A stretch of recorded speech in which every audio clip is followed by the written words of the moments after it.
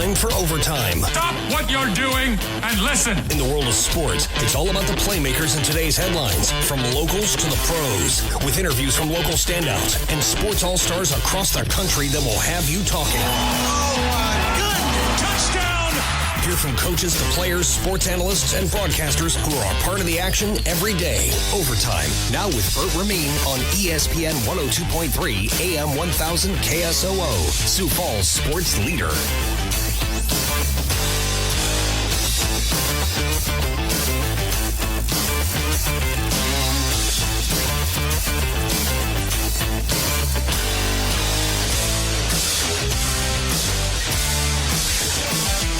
Cranked up and ready to roll. It's the Friday edition of Overtime. Thanks so much for being here. You're in the right place at the right time to win big today on the program. Not only do we have the Friday parlay, we also got the High Noon Showdown and an opportunity to not drop the ball for Mother's Day. Fellas, it's coming up, and I got you hooked up with Mother's Day goodies to the tune of a free six-pack of cupcakes to Oh My Cupcakes. Couple great locations here in the 605. If you think you're going to drop the ball, if you know you're going to drop the ball, let's not let it happen. Get out on the great action today and win a free six-pack of Oh My Cupcakes to the great locations here in the 605. All you got to do is earn it. I'll be giving them away at the show today, tomorrow, over the weekend. Monday, Tuesday, Wednesday, included in the Friday parlay. I want to help you not mess it up this Mother's Day. And for those of you out there that still want to hook up your mom with something nice as well, it's a big opportunity to win big six-pack of cupcakes courtesy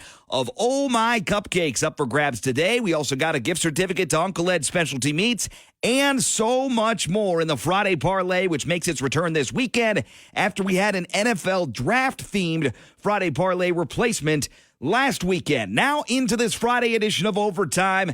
The Philadelphia 76ers are done. Disappointing finish to the season, although they had some excuses. A team that may have had some excuses, but certainly was a colossal letdown, was the Milwaukee Bucks. Their season also over. Giannis never got back on the floor. Lillard didn't look like himself, and the Bucks season comes crashing down. What's ahead for both of those franchises? Which franchise is in more trouble moving into 2025 and beyond? We'll hear from all sorts of people today in regards to the NBA, the latest, the odds, and what's next for both Philadelphia and Milwaukee moving forward. We'll meet a new head coach in our area coming up midway through this first hour. New Augustana women's basketball head coach Nate Vogel will make his appearance for the first time on the program right around 11:30. And at 11:45, we've been breaking down the Packers, we've been breaking down the Vikings, and it's time now to talk about that team out to our west in the Mile High City, better known as Denver. The Broncos, how did they do in the draft? They took the squeeze. They took the swing on Bo Nix at quarterback. Will it work out? It's as anybody's guess right now. A lot of people will say you took him too high. You shouldn't have taken him at all. But the Broncos certainly needed to take a swing at quarterback because their best options right now outside of Bo Nix, Jarrett Stidham, Zach Wilson, who the heck are they? Why would you do that? Are a couple questions that come to mind. And now you get a quarterback in there that's a rookie, very accomplished, very experienced as well. Bo Nix played college for what seemed like 6 or 7 years. Very experienced quarterback and had a tremendous senior season at Oregon that fell just shy of a college football playoff appearance. But nonetheless, we break down the Denver Broncos draft. And they had a couple picks that I didn't just like, but I loved in the middle rounds of the draft. We'll talk about that and undrafted free agency from a Denver Broncos perspective coming up around 11:45 at noon on a Friday. If you don't know what goes on there, I feel bad for you. It's this thing called the High Noon Showdown. You call in, you duke it up, you duke it out, you beat up your neighbor, you win a prize pack here on Overtime. That prize pack always includes a gift certificate to seriously upgrade your grill game. The all-new Uncle Ed's Specialty Meats out on the east side of Sioux Falls is the place to go if you're thinking about entertaining. If you're thinking about entertaining yourself and getting some great meat on the grill, veggies on the grill, they've got it all sorts of different options, sauces, everything. Marinades there as well. Uncle Ed's Specialty Meats, the place to go. And that's what's up for grabs to start in today's High Noon Showdown. I also got a 4-pack of Whiskey Myers tickets, 4-pack of Whiskey Myers tickets as well into the Friday Parlay over the weekend. And Friday Parlay Live posted up at 12:20. We break down the NFL from a broad strokes perspective with Joe DeLeon of the Believe Podcast Network at 12:30. 12:30. And, of course, we send you back into the weekend, as always, with some good, some bad, and some ugly from the sports world. That's how we round out this Friday, May 3rd edition of Overtime. Certainly has been good lately for the Toronto Maple Leafs and their fans. It's a franchise that has been starving for some postseason action and some postseason wins, and they've rallied out of a 3-1 hole in the series now to tie it up against Boston. By Nylander, up ahead for Nyes, to Nylander, breakaway, game on his stick, scores! Willie Nylander makes it 2-0. We're going to Boston again, buddy. This time we're going to finish the job. Nylander there as the broadcaster running out of air. 2 goals for Nylander last night as Toronto evens the series at 3 games apiece with a 2-1 home victory. Audio there courtesy of TSN 1050. Tonight in the NHL, Game 6 from Nashville as the Canucks are in town, 6 o'clock on TNT. Game 6 from Vegas as the Golden Knights play host to the Stars. Dallas with a 3-2 series lead. NBA Finals from last night. Disappointing season for Milwaukee. Disappointing middle of the season and end of the season for a team that underwent a obscure and frankly weird and maybe wrong coaching change mid-season. The Bucks maybe got on the right track for a bit, limped their way into the postseason, and when they got there, they felt like they were ripe for the picking, and Indiana comes up and grabs it by the horns and plucks it out of the ground. Indiana with a big-time win last night, lopsided 120-98. TJ McConnell, one of the leaders last night for the Pacers. McConnell, they dare him. He accepts, and he hits a 3-ball up top. They begged him to take the 3, and he delivered. McConnell delivers to the tune of 20 points and 9 assists in the win. Indiana wins the series 4-2. Here's last night's final call. The Pacers took a 24-second violation. The Bucks have done the same, and the game is over. The two teams now meet at center court along with the coaching staffs. The traditional congratulations as Milwaukee's season ends and Indiana's continues for the first time since 2014. The Pacers will move on to the Eastern Conference semifinal. Pretty darn entertaining postseason thus far. That continued last night. I thought the Sixers would climb back into the series too little too late, and quite the rally by Josh Hart and Jalen Brunson. Brunson goes for 41 points and 12 assists as he wills his Knicks team onto a victory in round number 1. Last night's final, 118-115. Long rebound, Hart looks to push. Ahead to DiVincenzo. One-on-one with Maxey. Steps through, kicks it out. Brunson again, knocks it down. 2 in a row for Jalen Brunson. Brunson goes for 41, Embiid finishes with 39, and Brunson says he knew it would be a tough series. Going into this, we knew it was going to be a grind, and we just found ways to win and found ways to lose, too. And so, it's always going to be something that we're going to continue to learn every single time we're on the court. So it doesn't really matter the situation or the team, and we just know that every situation is different, and we need to approach it with the same mentality. Every time we get a winner in the postseason, of course, we also get a loser. Everything up for debate in terms of the future of the Lakers, future of the Bucks, future of the Sixers. Here's Brian Windhorst offering up what the future could look like and take shape out in Milwaukee. Dame is committed to being there. Doc, I think changing the coach again doesn't make any sense. I think you want to hear from Giannis. We haven't heard from Giannis in almost a month because he's had this injury. Giannis' comments and his feel on where this team is are going to be very important. He just signed a long-term contract extension before the start of the year. He committed himself to Milwaukee. But you want to hear about where he thinks about the direction of the franchise because this team doesn't have the ability to improve defensively through free agency or really through trade. They're going to have to figure out a way with minimum players and stuff, and that's not appetizing. I don't see a clean path, especially with Philly and New York strong and very upwardly mobile in the East. That's Brian Windhorst on the future of the Milwaukee Bucks. Of course, Wisconsin imploding today over the reaction surrounding a very disappointing season for Milwaukee. You could see it coming from a mile away. Things were just off from the jump. Again, when you get a guy like Damian Lillard, we saw the immediate odds jump to the Bucks being the odds-on favorite. At worst, they were the second most likely team to win the NBA Finals this year when that trade went down. Then a couple things going wrong early. They part ways with their coach. They bring in Doc. That doesn't click immediately. It clicks a little bit post-All-Star break, and they limp down the stretch of the season. And there was, of course, a poll out there. It was a yes-no answer. Is this the most disappointing season in Wisconsin pro sports history? And I said no on the poll because I'm a Packers-focused guy, and there's a couple seasons recently that feel way worse for the Green Bay Packers. 2007 with Brett Favre, last year in town, 13-3, lost to Eli Manning. Tom Coughlin's face rolls off in the postseason. That was heartbreaking. Then in 2011, Packers had just won a Super Bowl. They come back, they're 15-1, and they lose to Eli Manning and the Giants again in the postseason. That was heartbreaking. Couple more in the modern term future of Aaron Rodgers as the Packers quarterback, including the bungled nastiness against the Tampa Bay Buccaneers with the David Bakhtiari injury in practice the week before back in 2020, or in 2021 when the Packers lost because they couldn't generate any offense in the postseason against the San Francisco 49ers, and the Niners' one touchdown in the game was a blocked punt, scoop, and score because the Packers refused to make a change on special teams. You can tell I'm not bitter. You can tell it still doesn't bother me. But I don't think that's the worst team or the worst result in Wisconsin pro sports history in terms of expectation meeting what the final result was. Now on to Emmett Golden, who says next week's series starter, Indiana and the Knicks, and he leans one particular way in that series. Really, it just comes down to the Pacers capitalizing off the mistakes that the Knicks make. It's very simple, and I don't know how many mistakes that they are, but it's a basketball game. Everybody has turnovers or, bad shots and stuff like that. They got to make, Jalen uncomfortable. I don't know if they're physical enough, right? We know the Knicks are physical. Yeah. I don't know if the Pacers are physical enough. Maybe they are. I know they don't play that brand of basketball, but that is where I'm looking at going, if the Knicks bring the physicality that they had in this playoff series to that one, they should be in good shape.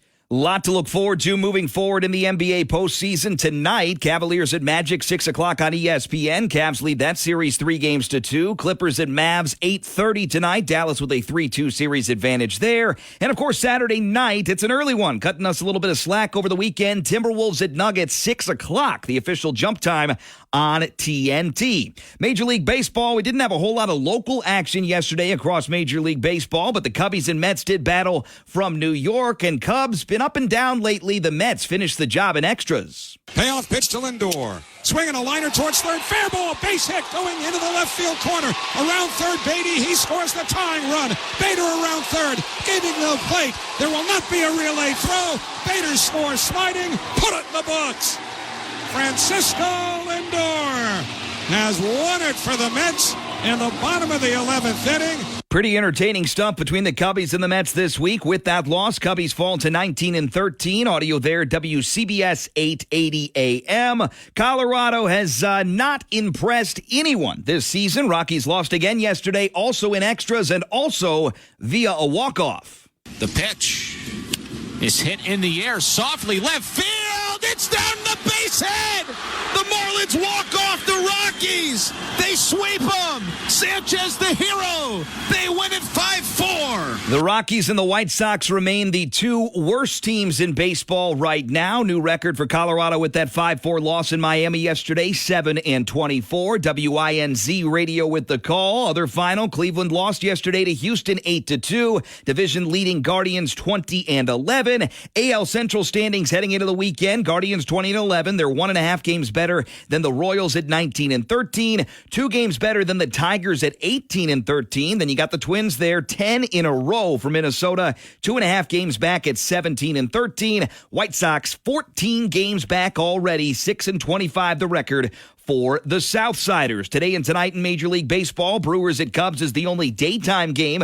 1:20 start time from Wrigley. Rockies at Pirates, 5:40. Tigers at Yankees, 6:05. Other matchups, Angels at Guardians, Rangers at Royals, White Sox at Cardinals. Red Sox and Twins begin a series from Target Field. 6:30 pregame right here on ESPN Sioux Falls. A 7:10 first pitch time. Coming up this weekend, NASCAR races at Kansas on Sunday, 2 o'clock on Fox Sports 1. PGA Tour, the CJ Cup, Byron Nelson continues through Sunday from McKinney, Texas. UFL action Saturday and Sunday begins Saturday at 11 o'clock. Stallions at Showboats on ABC. And the 150th running of the Kentucky Derby, 5:45, the Central Time start time. I wouldn't be late. I'd be early. Soak it in. Get yourself a mint julep. Buckle up for the ride. Here's how the finish sounded last year. And they're into the stretch.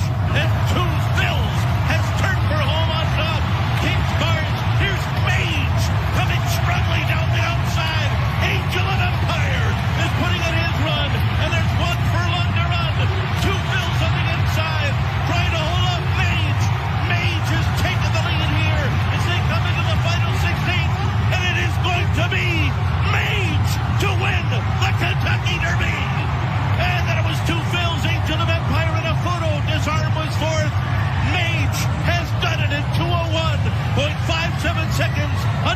Javier Castellano. Just over 2 minutes for the most exciting 2 minutes in sports last year for Mage, the winning horse of the 149th running of the Kentucky Derby. Number 150 coming up on Saturday, 5:45, the official start time.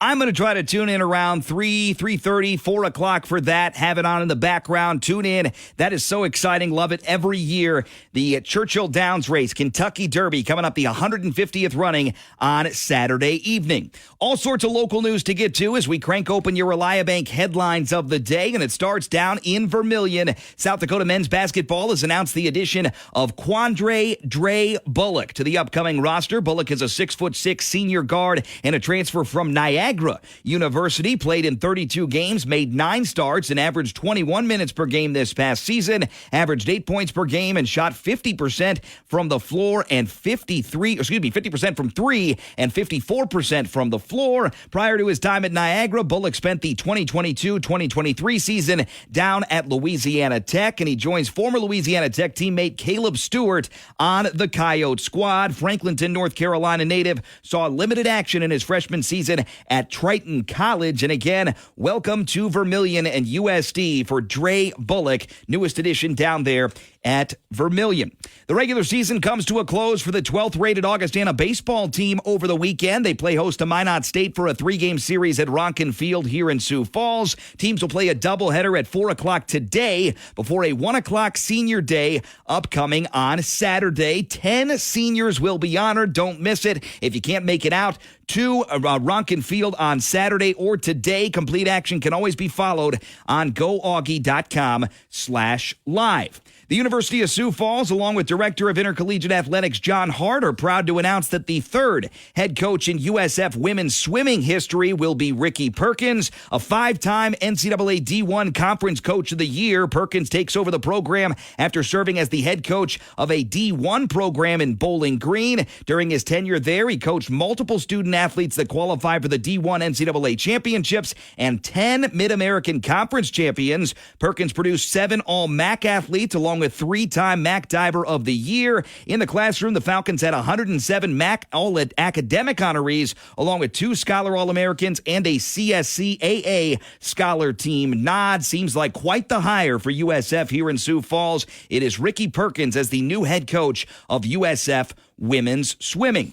South Dakota closes out the regular season with a home series against North Dakota State. Friday's Pink Day doubleheader begins today at noon, while Saturday's Senior Day game is at 11 a.m. Last time out for North Dakota State, the opponent, they're 17-33. They snapped a rare 9-game losing streak with a win in Game 2 of their 3-game series against Kansas City. As for the series history, South Dakota 19-28 overall. Series history, NDSU with a big advantage, 68-30 is the all-time record from their perspective. Again, noon doubleheader today, and Senior Day tomorrow begins at 11 a.m. Can't wait for that one, as all of our baseball and softball programs near the finish line of the regular season. The South Dakota State University baseball team heads out on the road for the final time during the regular season, kicking off a 5-game, 3-city road trip weekend set at Northern Colorado. Friday's series opener is slated for a 2 o'clock Mountain Time, 3 o'clock Central. First pitch at Jackson Field from Greeley.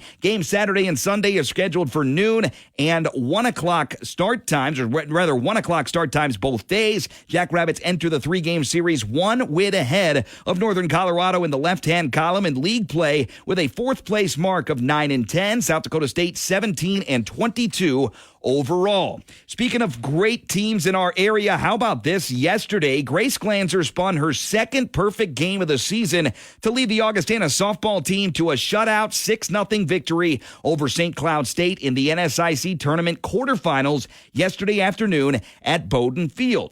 Glanzer struck out a pair of hitters while mixing in 10 groundouts and 9 flyouts in an 81-pitch complete game effort. Faced just 2 full counts on the day, forcing a lineout to lead off the 2nd inning and collecting a called strike 3 to close out the 5th. Big stuff moving forward for Augie softball. They'll take on MSU Moorhead in the NSIC tournament semifinals today. First pitch slated before noon. And follow along with that, goaugie.com. More Augustana University news here. Gracie Brink was voted by the league coaches as the NSIC Outstanding Senior of the Year in the sport of softball. Native of Rapid City, graduate of Stevens High School, Brink is a fifth-year senior majoring in exercise science and Spanish while excelling at catcher for the Vikings. Congratulations, Gracie Brink. She is the NSIC Outstanding Senior of the Year for softball. Troubling news for the Arena Football League and troubling news for Iowa's Arena Football League team. The reboot of the Arena Football League could be soon kicking the bucket. According to Pro Football Talk at NBCSports.com,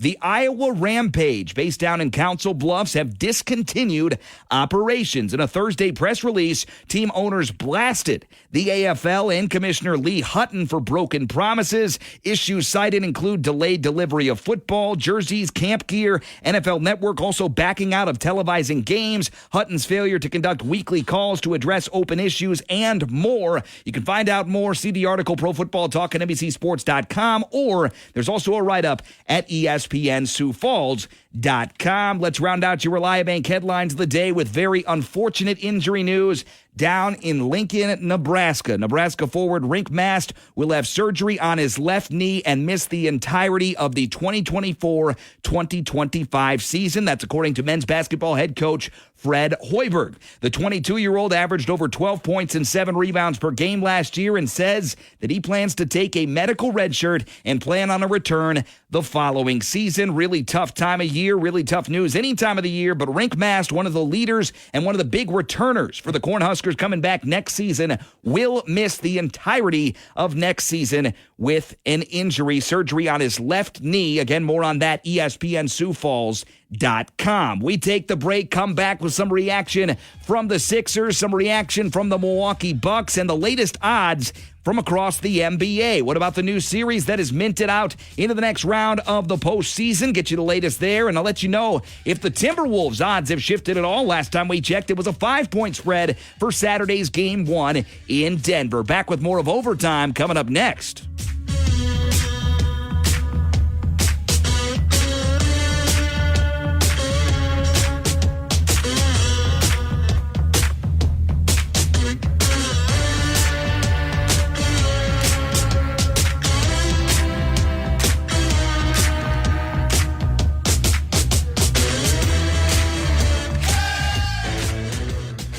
Get ESPN with the free app and online. Grab your phone or call us up on your smart device. Now let's get you back to Overtime with Bert Rameen on ESPN 102.3 and AM 1000 KSOO. Right back with you on this Friday edition of Overtime. Opportunities abound today to win big, including an opportunity to not blow it on Mother's Day for your significant other or your mom out there. Don't drop the ball. Opportunity to win a free 6-pack of cupcakes to the best cupcake place in the 605. That is Oh My Cupcakes. 2 different locations here across the Sioux Falls area. Vegas is split on tonight, by the way, as to a couple series entering Game 6 for Cleveland and Orlando, Clippers and Mavericks, and one of them is likely to end tonight. The other one, Vegas isn't so sure. We'll get to the odds here in just a moment, but quickly, updates on the wake of both big games last night after spending the hours leading up to Game 6, getting around-the-clock treatment on his injured right Achilles. Milwaukee Bucks star Damian Lillard said he decided he wouldn't be able to enter the summer without knowing he did all he could to be on the floor. Lillard returned after missing Games 4 and 5 of the series, but the shorthanded Bucks did not have enough against the Pacers, losing last night 120-98 and losing the series in 6 games as the initial favorite. The Bucks could not overcome the loss of Giannis, who missed the entire series because of a strain in his left calf. He didn't appear in another game after sustaining the injury back in early April. We heard a clip from Brian Windhorst off the jump today about the future of the Bucks. He said, I think Dame will be back. He wants to be in Milwaukee. I think Doc will be back. He wants to be there. It doesn't make sense to just plug him in for half of a season. But they got to talk to Giannis and see what the biggest star there in Milwaukee wants to do moving forward. Definitely well said. And it could be a big change of an offseason for the Milwaukee Bucks. I wouldn't bank on it, but certainly an opportunity for a lot of change this year. Otherwise, last night, the Villanova boys did it again. Jalen Brunson had 14 of his 41 points in the fourth quarter and hit Josh Hart for his 12th assist and what became the game-winning three with just 24 seconds to go as the Knicks escaped from the Wells Fargo Center with a thrilling three-point win over the Sixers in Game 6 of the first-round series. With the win, New York finally managed to dispatch the Sixers after 6 remarkable games, outscoring Philly over those 293 minutes by a single point. Knicks guard Dante DiVincenzo said they're a really good team, and now moving on forward, they have really good players, and they're really well coached. For the Knicks, this is advancing to the Eastern Conference semifinals for a second consecutive season, a feat that the franchise hasn't accomplished since 2000. They'll face off with Indiana, a team that hasn't won a first-round series since 2014. They accomplished that, and we'll get you the latest spread on that series opener coming up on Monday night. Here's your spreads for tonight. Cleveland and Orlando. Vegas is booked on a Game 7.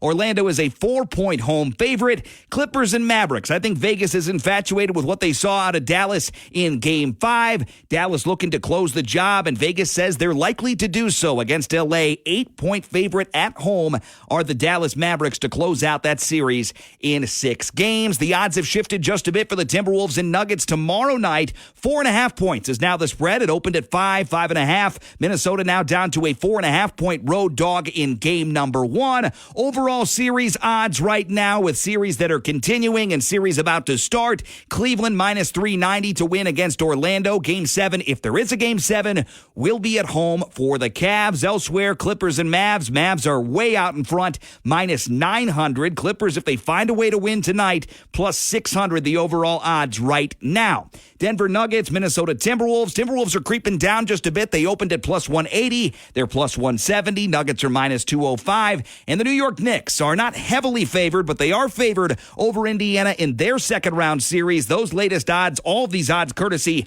of DraftKings Sportsbook. The Knicks minus 235. The Pacers plus 195. We take the break, continue our basketball talk next. It's the first ever conversation here on Overtime with newly minted Augustana women's basketball coach Nate Vogel. He joins us next on this Friday edition of Overtime.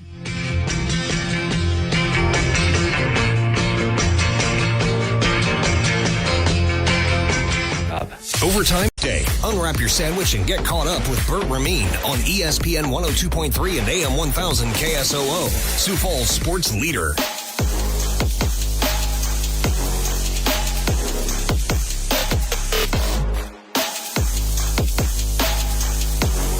Right back with you on this Friday edition of Overtime. You ever miss any of the show? Podcast links are always available, ESPNSiouxFalls.com or on the free ESPN Sioux Falls app. Augustana women's basketball has named a new head coach, and that is Sioux Falls native Nate Vogel, who joins us now on the ESPN hotline for the first time as Augustana's women's basketball coach. Coach, it's great to have you on. Welcome back to Sioux Falls. How you doing today?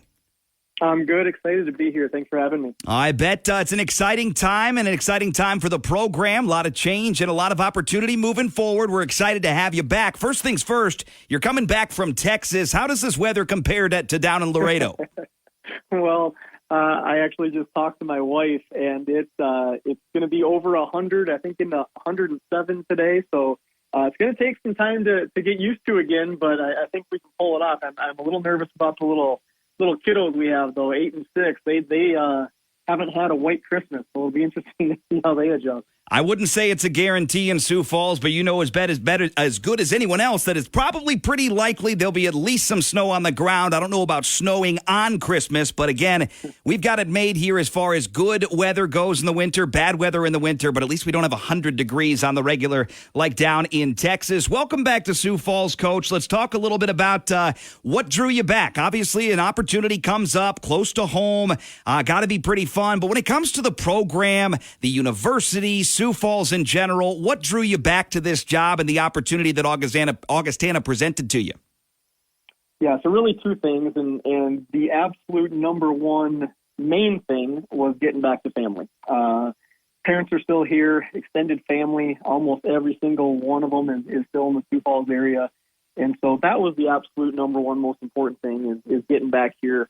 You know, since I left high school and headed to college, I've never been back to Sioux Falls permanently. I I went to school at Black Hill State and played there, and we hung out in Spearfish over the summers, getting ready there, playing with teammates and so on. So it really wasn't even back then. And so 26 years later, it's time. It's time to get back here and be with family. So that was the most important thing. And then, number two is, it's Augustana University. It's the team I grew up cheering for as a little kid. It's a big-time program, just athletics as a whole, much less just the women's basketball program. We've had a lot of success. And, the facilities here are top-notch. We're well-funded. And so this is a place you can and should win. And so those were the two things that brought us back to Sioux Falls.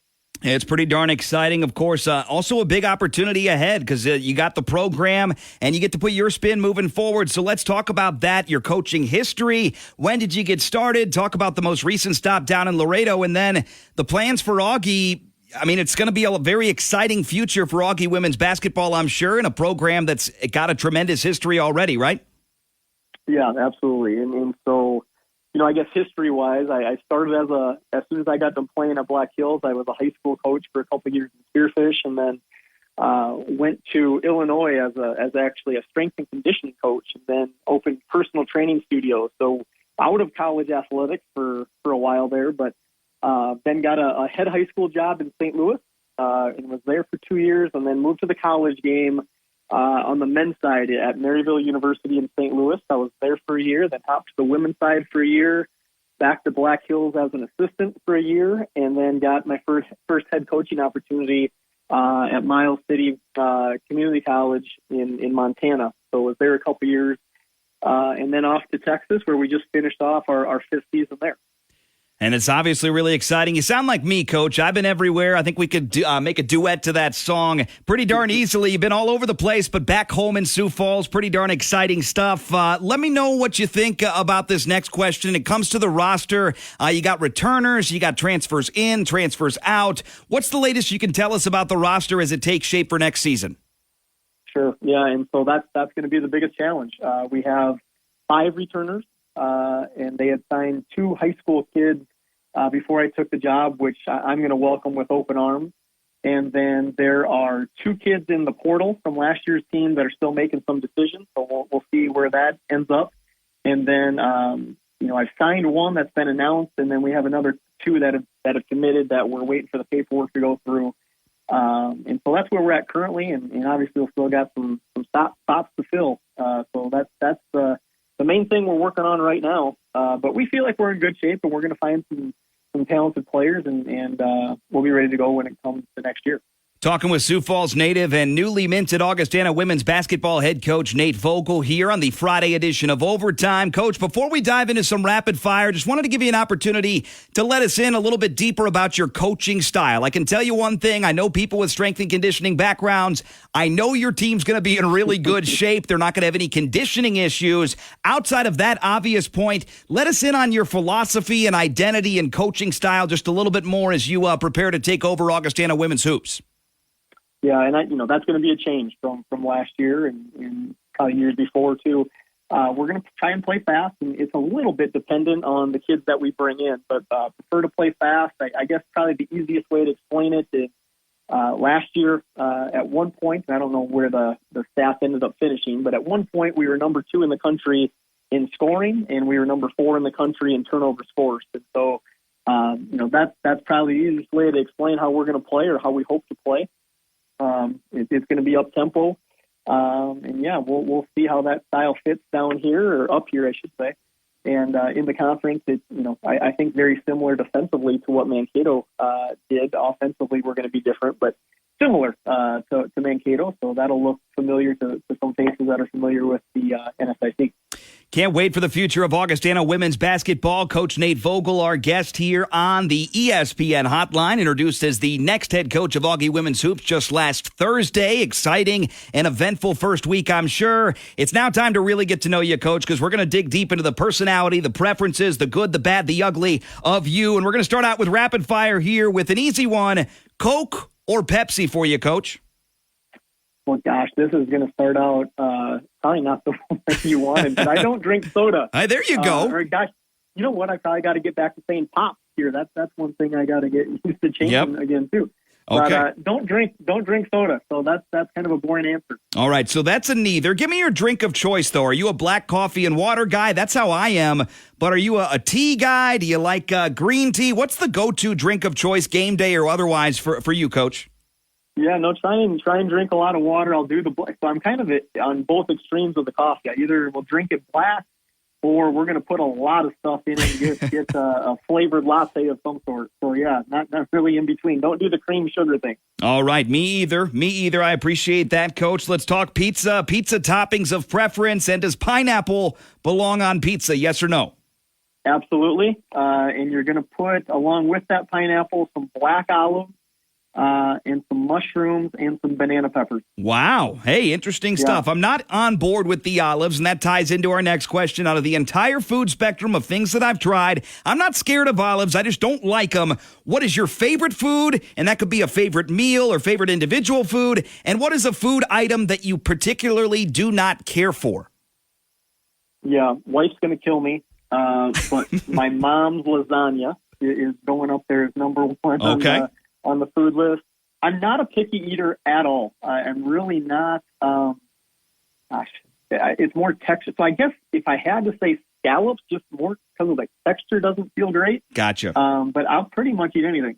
All right, moving off of food just a little bit for you, Coach. Favorite, and there's a lot to choose from here. You can choose coaching, playing, whatever. Favorite basketball memory for you, recent or otherwise? Oh, man, that's a good one. And this is a favorite, but also my least favorite, if that's even possible. And again, my wife still gives me a heck about this to today, but playing in the South Dakota State Championship, and not even just the championship, the state tournament, was probably one of my favorite memories. We actually lost in the state championship to Brandon Valley, so it's also one of the worst memories. But I tell our players at every spot I've been, there is nothing like the support South Dakota gives sports in general, but especially high school sports. To play in that environment, we actually played in Rapid my senior year, and the place was absolutely packed. And to have that kind of support and just excitement for basketball was such a great experience. Unfortunately, we couldn't bring home the trophy, but that's where we're going to go with that. A great answer there. We're talking and wrapping up our rapid fire. Augustana women's basketball coach Nate Vogel here, Friday edition of Overtime. Coach, what's your favorite sport that isn't basketball? Football. And funny enough, my favorite sport playing actually when I was littler was football. I played running back at O'Gorman. Anybody that knows Steve Keeter's offense from back in the day, that left side running back got the ball quite a bit, so that was kind of fun. But favorite sport to watch live is hockey. I love the speed. I love the physicality of it.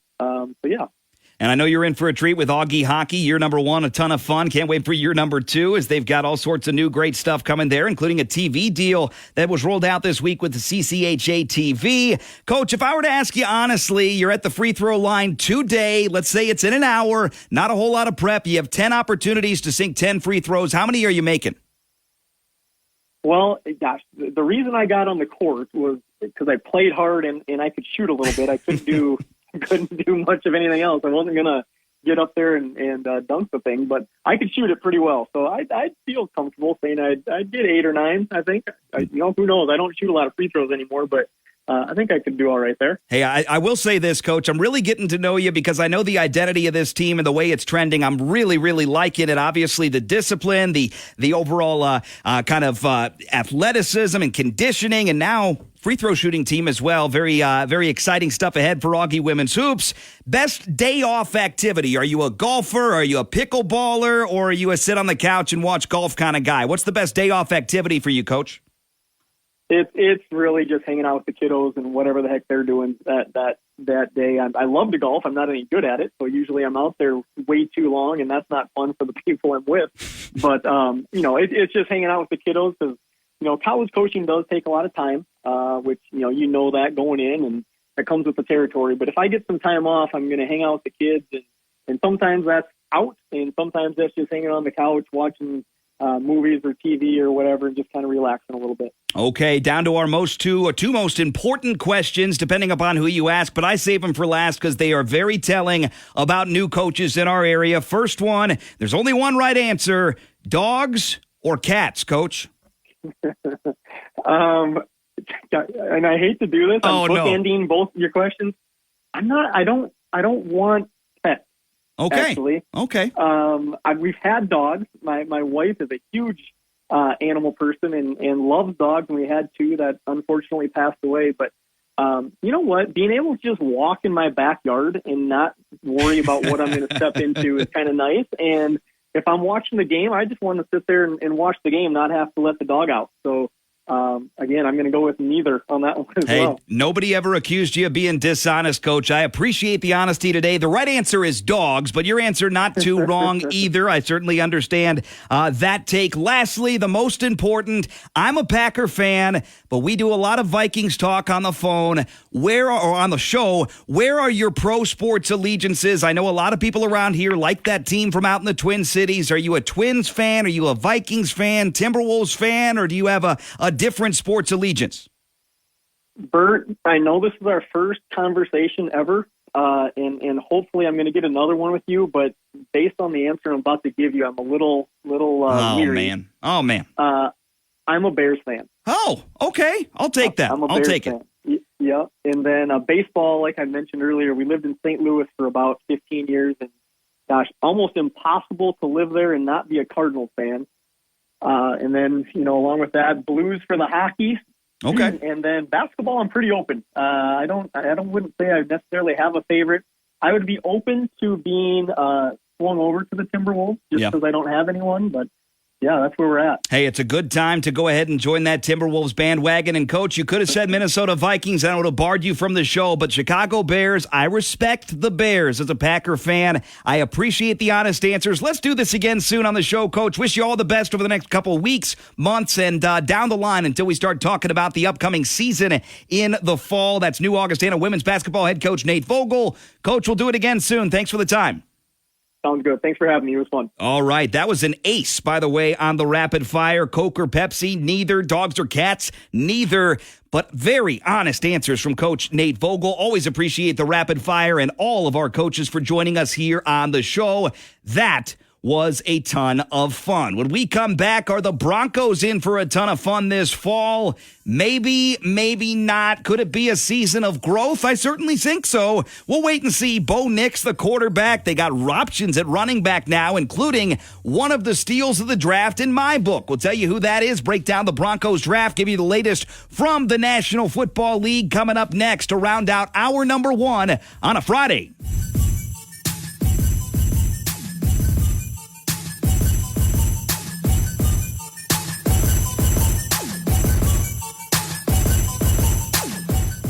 You want more of Overtime? It's all on the podcast. Free with the app or online at ESPN Sioux Falls. Overtime with Bert Rameen on ESPN 102.3 and AM 1000 KSOO.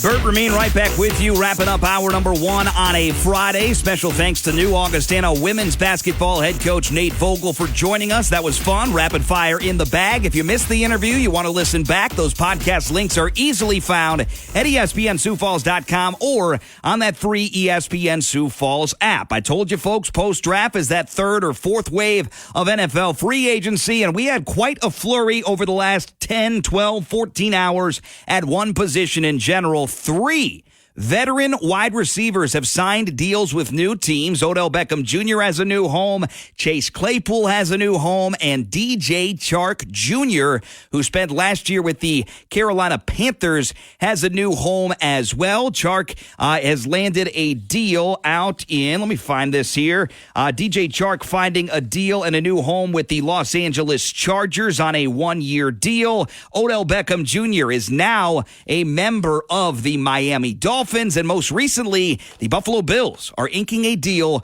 with Chase Claypool, former Pittsburgh Steeler, former Chicago Bear, former Miami Dolphin. Chase Claypool now on to his 4th team in just a couple years with the Buffalo Bills. Certainly a big opportunity there on a shorthanded wide receiver crew that is now led by rookie Keon Coleman. One of the best names in all of college football has entered the transfer portal. One of the best names of the past was at App State. Bear Hunter was one of my favorite names in all of college football. Now, Oklahoma quarterback General Booty has entered the college football transfer portal, 2 years remaining, or 2 years with the Sooners, and now looking for a new opportunity. During his time at Oklahoma, Booty served in a backup capacity with his booty on the bench. 22-year-old threw for 3,115 yards and 25 scores in his one junior college season, which was enough to pique the interest of the Sooners and head coach Brent Venables. Booty comes from an athletic family, as his uncles John David Booty and Josh Booty played sports at a high level. John David starred collegiately at USC as a quarterback, fifth-round pick of the Minnesota Vikings in the 2008 NFL Draft. And again, athletic family. But I got an idea here for General Booty because we've seen them advertised out there. I consider myself an NIL specialist and dreaming up these ideas. Dude wipes. They're butt wipes for dudes. They're very popular, surging. We've seen some NIL deals. How do you not ink a deal with General Booty? Do you have General Booty discomfort? Get some dude wipes. How about some General Booty cure? Get some dude wipes. That needs to happen no matter where General Booty ends up in college football. Speaking of college football, Georgia's Kirby Smart has received a new 10-year, $130 million deal that was approved by the university officials yesterday in its annual Athletics Board of Directors meeting. The deal makes Smart the highest-paid college football coach in the country, and it's the first $13 million a year coach. Smart was scheduled to make just $10.75 million. Now he gets $13 million per season for the next 10 years, and if he keeps it up, he'll make even more than that before that contract is through. Speaking of dumb in the storylines from the NFL, Justin Fields playing special teams as a return man.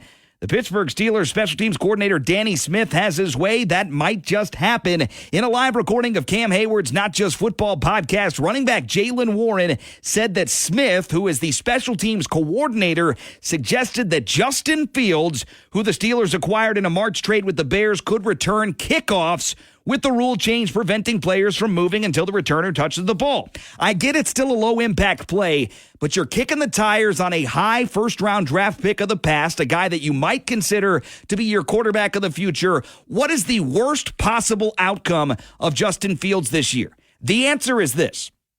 He gets on the field in any capacity and gets hurt early. That way, you have no idea what he is. You have no idea what he could be, and he sits on the bench the rest of the year. Dumb to even suggest a quarterback, albeit a guy that has a propensity and a proficiency of running the football. You're going to put your quarterback back at return man. Not a good idea. Tomlin needs to go ahead and stomp that one out before it gets going any further. Justin Fields should play quarterback, if anything, should learn behind Russell Wilson, should go into the game if Wilson stinks, which he very well might, but you got to figure out what you have in Justin Fields and Russell Wilson before the season is through. Both of those quarterbacks not likely to be on the roster in 2025. Now the latest, we'll update you on this Denver Broncos draft. We broke down the Packers, broke down the Vikings earlier this week, and it's time to do the same for the team out in Mile High. Bo Nix, 12th overall. Jonah Ellis in round 3, pass rusher out of Utah. Also got wide receiver Troy Franklin of Oregon in round 4.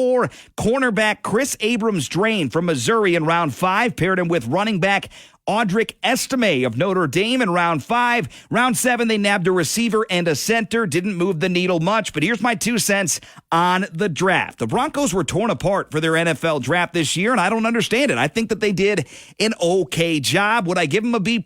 No, I wouldn't. I would probably trend B or B- just because of the plain and simple fact that it was a quarterback dream draft. There were 4 guys likely to go in the top 10, 4 guys likely to go in the top 4, depending upon who you asked leading into draft night. The trades didn't materialize, but we still ended up with 6 quarterbacks in the top 12. Who knows what would have happened to Denver with Bo Nix, with Michael Penix, if both of them had been available, if the Falcons hadn't just done the absolutely absurd thing that they ended up doing. Bo Nix at number 12, roll the dice, squeeze the juice, spin the wheel. You got to play, and you got to have an opportunity to have a quarterback either waiting in the wings or somebody that can maybe, just maybe, make you competitive. I like the deal. I like the draft pick. I don't love where it came, but I certainly like the roll of the dice for Denver. He was the best quarterback available by a mile, and the Broncos get Bo Nix at pick 12 overall. Elsewhere in the draft, Jonah Ellis out of Utah. He's Luther Ellis's son, first off, so that's a positive. Could be an immediate impact player, given the Broncos have a need at edge rusher. Troy Franklin, Oregon wide receiver, one of the highest-rated receivers on the board at the time of the pick in round number 4. That's your Jerry Jeudy replacement, immediate contributor on offense for Troy Franklin. You got Cortland Sutton. You got Tim Patrick working his way back. Troy Franklin could be a serious player in due time for the Broncos. Chris Abrams-Drain from Missouri, highly experienced cornerback, a really good tackler, and led the SEC in passes defensed. What does that mean? It means he got thrown at a lot, and he held his own on a less than stellar Missouri defense. Overall, last year, Missouri was pretty darn good, but again, relative to the other big-name defenses and all the big-name offenses and wide receivers in the SEC, Abrams-Drain got picked on last year, and he led the SEC in passes defensed. I like the pick there. And lastly, the pick that I absolutely love for the Broncos, Denver's got a pretty serious backfield if Javonte Williams can stay healthy. Javonte Williams, number 1. Jaleel McLaughlin is a really great undersized change of pace back. And they add in Audric Estime, the running back of Notre Dame. If you've watched his film, he is a bruiser. He's a between the tacklers, run you over, make you miss kind of guy. Not an elite athlete, but certainly that every down throwback back of the past. That is Audric Estime in round number 5. Just a couple of the UDFAs move the needle for me. First one, Memphis running back Blake Watson. Co-signing on what I said a moment ago about the backfield. He was the best available running back post-draft, just 5'9", 195. A big get and a draftable player in running back Blake Watson out of Memphis. And lastly, a guy that I love, a bruising tackle, 6'8", 313 pounds, big, sexy Frank Crum, tackle from Wyoming, athletic player. I think he makes the Denver Broncos this year. Should have been drafted late day 3, didn't get drafted, and he goes to nearby Denver to pursue his NFL dream. That is your NFL latest and your breakdown of the Broncos draft and undrafted free agency. The time is now to get your calls in for the High Noon Showdown, a 4-pack. That's right, a 4-pack of tickets upcoming for the Whiskey Myers concert. This concert is next Tuesday night, so if you want to go, I got a 4-pack up for grabs. Give us a call right now, 605-362-3776. It's the High Noon Showdown coming up next. Again, caller 1, caller 2. Let's duke it out, 605-362-3776. By the way, if you're looking for a reason to call, I've got a certificate with your name on it that'll guarantee that you won't drop the ball on Mother's Day. That's right. Your significant other, your mom, your daughter, whatever you want to give it to. It's a 6-pack of cupcakes to Oh My Cupcakes for free. Caller number 1, caller number 2. Let's duke it out next. The High Noon Showdown. That number, 605-362-3776.